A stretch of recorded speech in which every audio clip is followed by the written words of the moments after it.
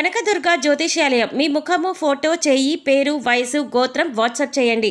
విద్య, ఉద్యోగం, ప్రేమ, పెళ్లి, సంతానం, విదేశీ ప్రయాణం, వ్యవసాయం, వ్యాపారం, ఆరోగ్య సమస్యలు, ఆర్థిక సమస్యలు, రావలసిన డబ్బులు రాకపోవడం, ఇల్లు స్థలాలు అమ్ముడుపోకపోవడం, ఎటువంటి సమస్యకైనా 3 రోజుల్లోనే పరిష్కారం చూపబడును. సంభోగ వశీకరణ చేయబడును. స్త్రీ పురుష వశీకరణం ప్రత్యేకంగా 100% చేయబడును. చెడు ప్రయోగాల నివారణ చేయబడును. పండిత్ కిషోర్ శర్మ. Cell number 9008860513. ఓం శ్రీ మాత్రే నమః. ఛానల్లోకి స్వాగతం అండి. నవంబర్ 1-2 తేదీల్లో వృషభ రాశి వారికి అద్భుతం జరగబోతుంది. వీరి దశ తిరగనుంది. మీరు కలలో కూడా ఊహించని విధంగా మీ దుఃఖం దూరమవ్వబోతుంది. దీని కారణంగా మీరు మానసిక ఆనందాన్ని పొందుతారు. అయితే నవంబర్ 1-2 తేదీల్లో ఈ రాశి వారికి ఏం జరగబోతోంది, వారి దుఃఖం ఏ విధంగా దూరం కాబోతుంది అనే పూర్తి వివరాలను ఈ వీడియోలో మనం తెలుసుకుందాం. కానీ అంతకంటే ముందుగా మీరు కనుక మన ఛానల్ని ఇప్పటి వరకు సబ్స్క్రైబ్ చేసుకోకపోతే సబ్స్క్రైబ్ చేసుకొని పక్కనే ఉన్న బెల్ ఐకాన్ నొక్కి ఆల్ సెలెక్ట్ చేసుకుంటే మేమిలాంటి వీడియోస్ అప్లోడ్ చేయగానే ముందుగా మీకు నోటిఫికేషన్ వస్తుంది. ఇక వివరాల్లోకి వెళితే, ముందుగా ఈ రాశివారి వ్యక్తిత్వాన్ని చూసినట్లయితే మీరు చాలా మంచి మనస్తత్వం కలవారని చెప్పుకోవాలి. బంధాలకు, అనుబంధాలకు అధికంగా ప్రాధాన్యతనిస్తారు. ఓర్పును అధికంగా కలిగి ఉంటారు. కష్టపడి ఏదైనా పనిని పూర్తి చేసి దాని ఫలితం కోసం ఎంత కాలమైనా ఎదురు చూస్తారు. ఎంత కష్టమొచ్చినా బంధాలను వదులుకోవటానికి ఇష్టపడరు. అలాగే కొత్త స్నేహాలు, బంధాలు పరిచయమైనప్పటికీ కూడా పాత బంధాలను విడిచిపెట్టరు. కుటుంబ సభ్యులపైన అమితమైన ప్రేమానురాగాలను కలిగి ఉంటారు.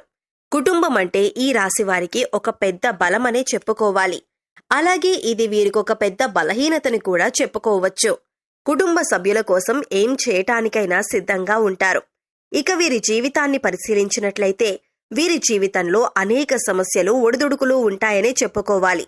మీకున్నటువంటి మంచి మనస్తత్వం చేత కూడా కొంతమందిని దూరం చేసుకునే అవకాశాలు ఉంటాయి.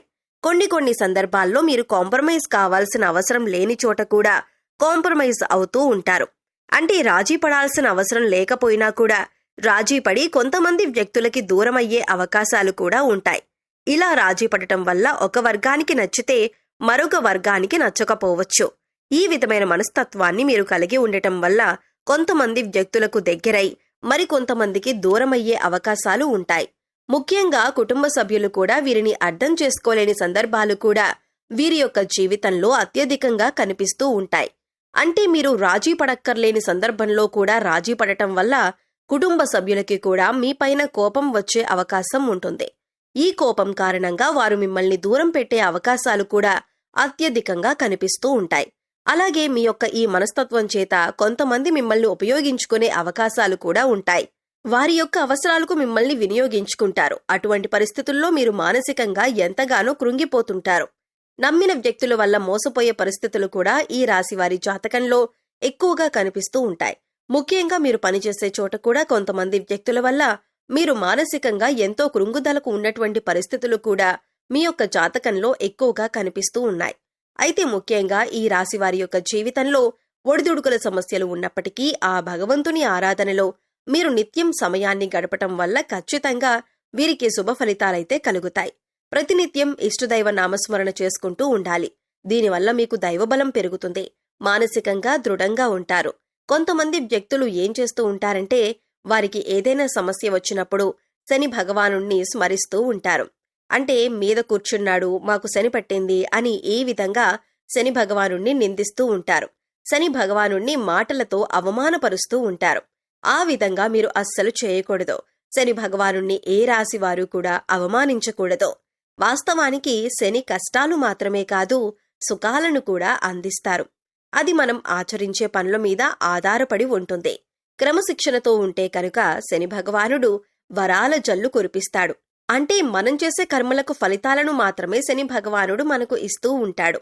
అయితే శని భగవానుణ్ణి నిందిస్తూ అవమానిస్తూ ఉంటే సమస్యలు ఉత్పన్నమవుతూ ఉంటాయి. సమస్యలకి పరిష్కారాలు కూడా లభించవు. మీరు ఎప్పుడైతే శని భగవానుణ్ణి స్తుతిస్తూ ఆరాధిస్తూ ఉంటారో ఖచ్చితంగా ఆ శని భగవానుడు ఆశీస్సులతో మీ జీవితంలో మీరు కోల్పోయిన వాటిని దక్కించుకుంటారు. ఆర్థికంగా పురోగతి సాధిస్తారు. మీ యొక్క జీవితంలో మునుపెన్నడూ లేనటువంటి అద్భుతమైన ఫలితాలను కూడా మీరు చూస్తారు.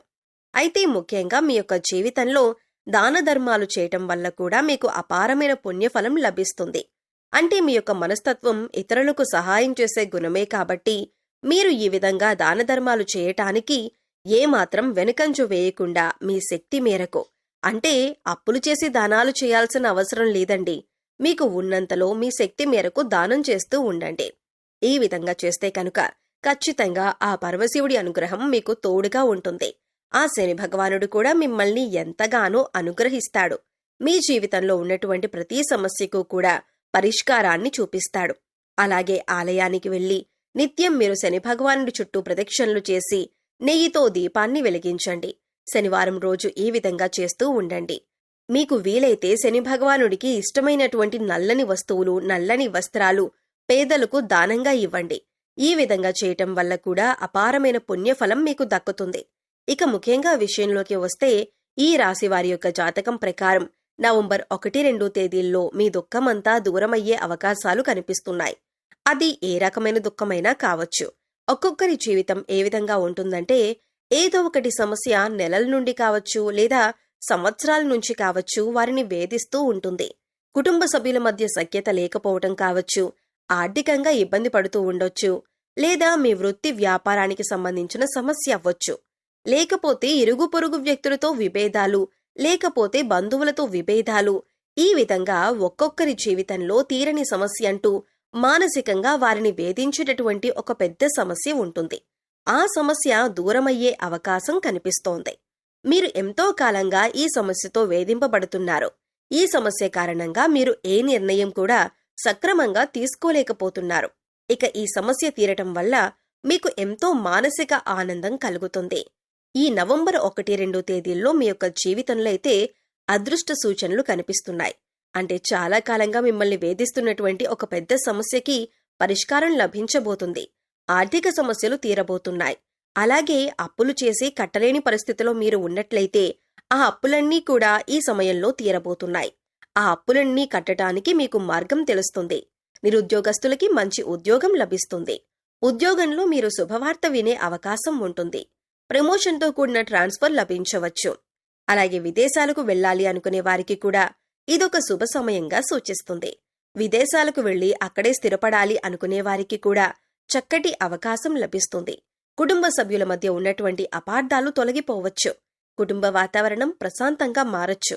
లేకపోతే వివాహం కోసం ప్రయత్నం చేస్తున్న వారికి వివాహానికి సంబంధించి ఒక చక్కటి వార్త వినే అవకాశాలు కూడా కనిపిస్తున్నాయి.